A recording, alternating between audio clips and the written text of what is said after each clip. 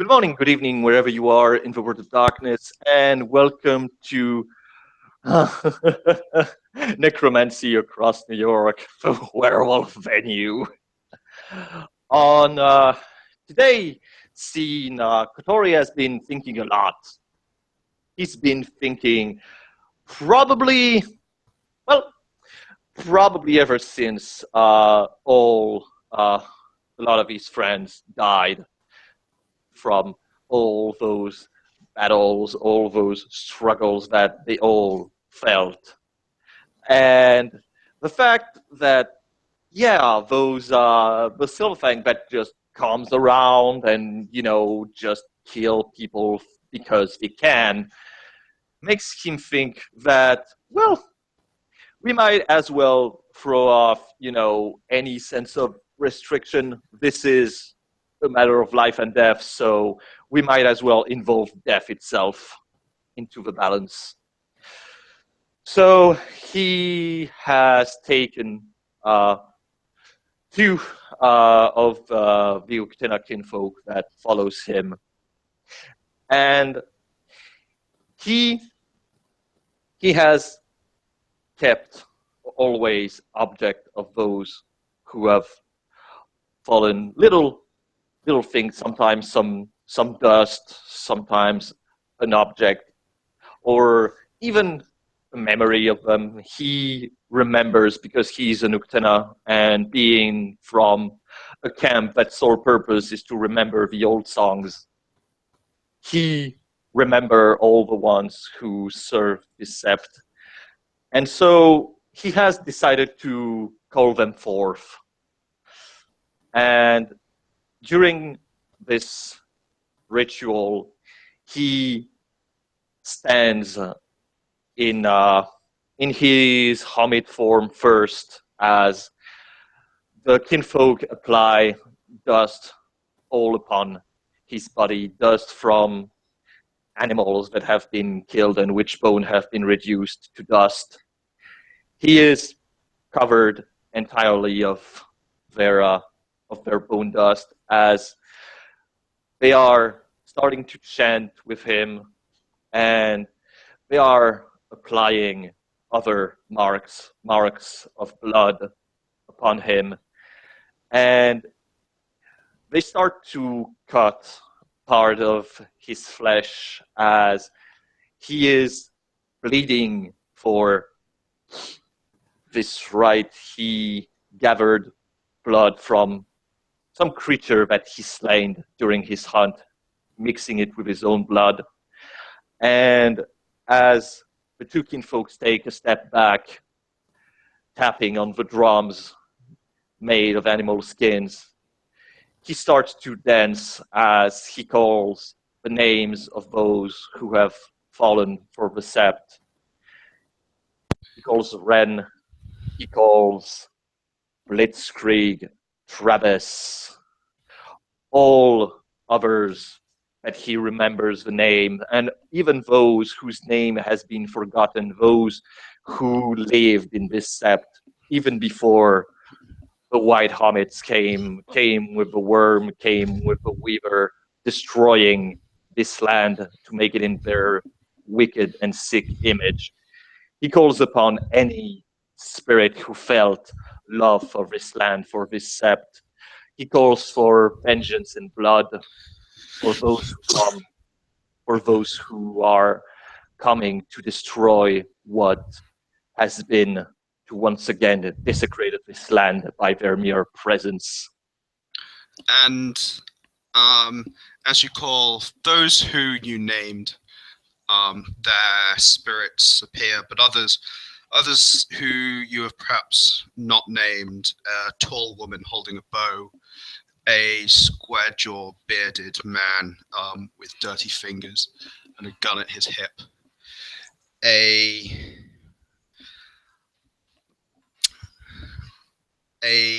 white-skinned wolf with the wind disturbing his fur, and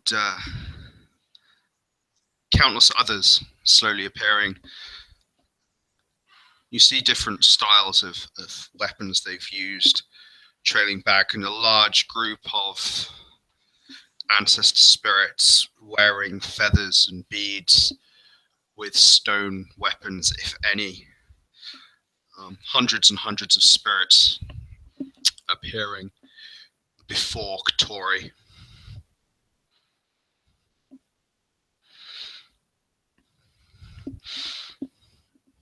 And at the sight of being summoned around the Native American ones, seeing the company that they are being summoned with, the proud Get of Fenris, Raucous Fianna, people like Blitzkrieg and Maeve, their expressions go from vacant to twisted with anger.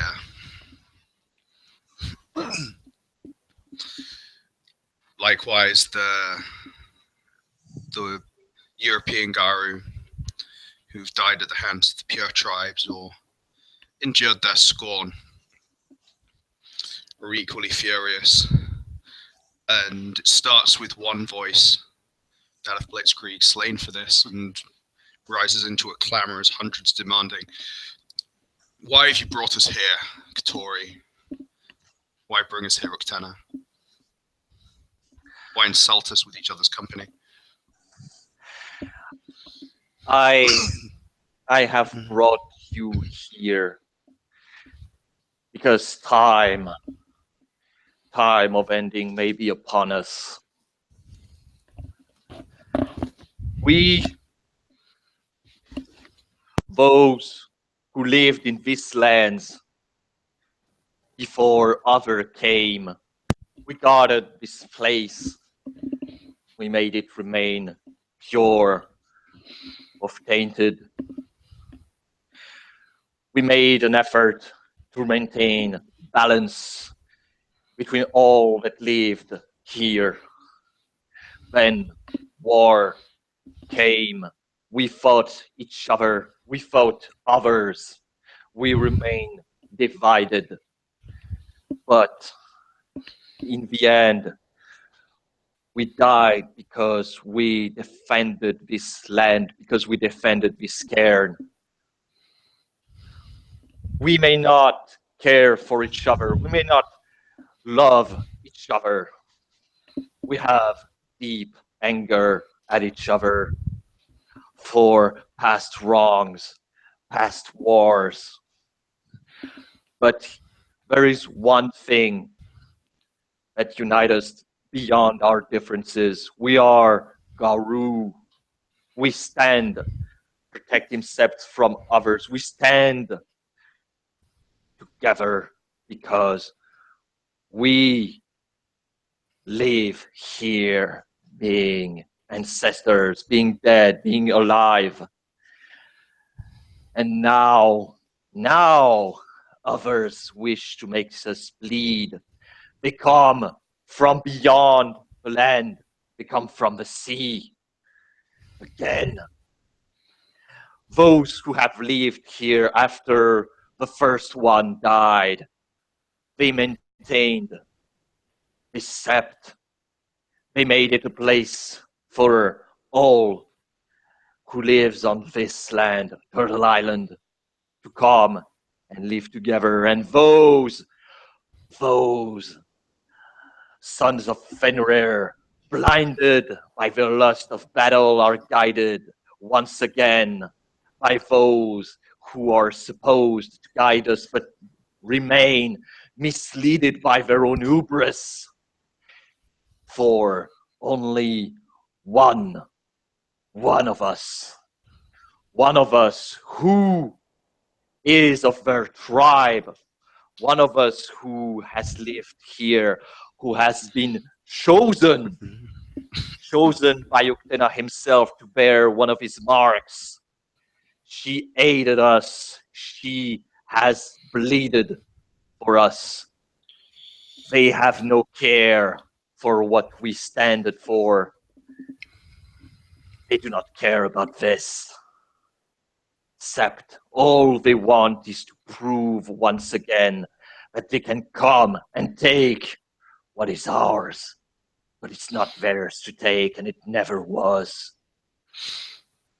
We have our differences, but we will not stand idle while intruders, strangers of this land, will come and try to claim what is not theirs.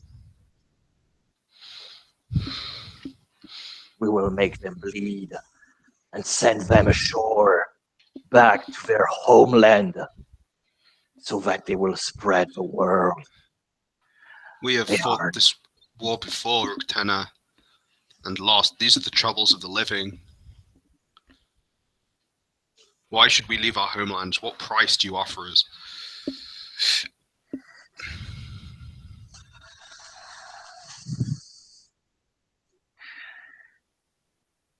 If you come to fight for those who lived and those who will live,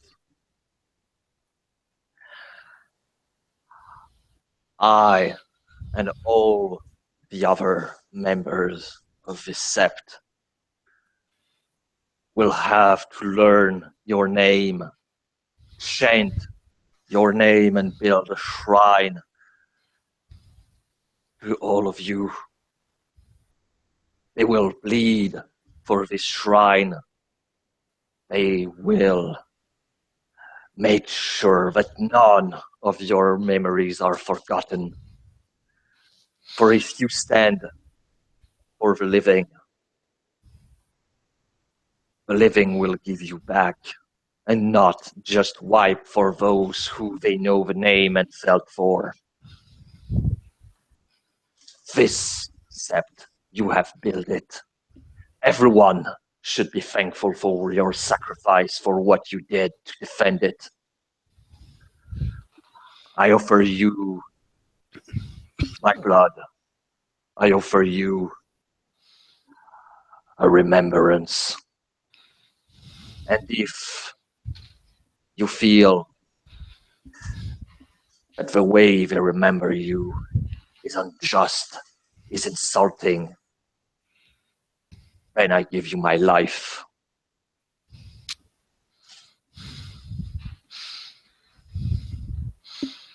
You will my essence. The moot in remembrance where you will lead the chant of all our names. As well as the blood chimney you offer. Is that what you're giving?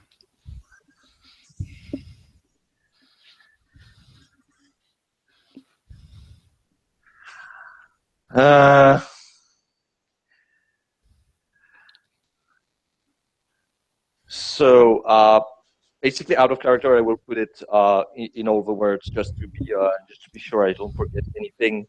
Yeah. Basically, what Satori is offering, he's offering a mood where all the names shall be chanted. He offers his blood. He offers his blood. He offers a shrine to be built. He offers a shrine to be built where all members of the sept will have to pray and offer gnosis or blood to them. Okay. So that basically, yeah, it's not just him, it's everyone. Everyone has to agree to this. Everyone has to pay. So everyone will... Every Garou basically. Sing our praises in the moot and offer blood or gnosis at the shrines? Yeah. Then we accept. We'll fight this one battle alongside you. And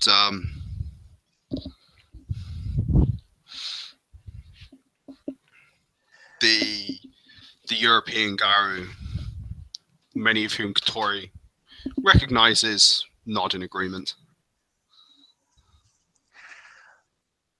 Then I will call you into the battle when I shall howl the howl of the dead. We shall rain death upon them.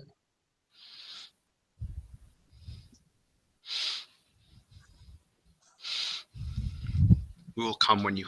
And in fact, it's the ancestor spirit of Travis. Will come when you howl, brother. He nods. Thank you, brother. And well, with that, he will turn to the two kinfolk, and he will nod as yes. He basically it's probably going to be long, or they must have some, most certainly some silver. But as a first part payment, Katori is going to just let me remember before I say something stupid. Oh yeah, I can heal. I can heal the silver wounds with Gaia's breath, right? Just because I have a lot. Okay. Then yeah, pretty much. I guess the scene is going to end as well. Katori is going to be bled until he gets into almost incapacitated, and he gives all his noses but one as a form of first payment to the spirits. Okay.